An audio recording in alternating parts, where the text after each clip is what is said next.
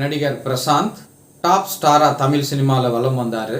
பெண் ரசிகைகள் அதிகமாக இருந்தாங்க.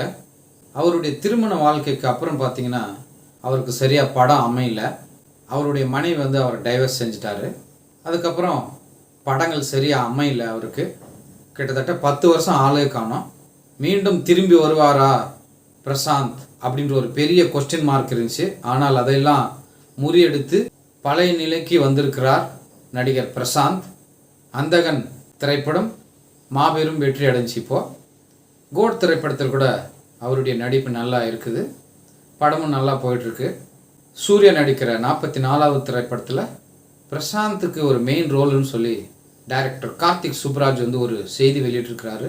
அந்தமானில் 1 மாதமும் ஷூட்டிங் நடந்திருக்கு. இப்போது சென்னையில் கூட நடந்துட்டு வருது. எந்த மாதிரி ரோலில் அவரை பயன்படுத்துவாங்க? கோட் மாதிரி இருந்தால் நல்லா தான் இருக்கும்.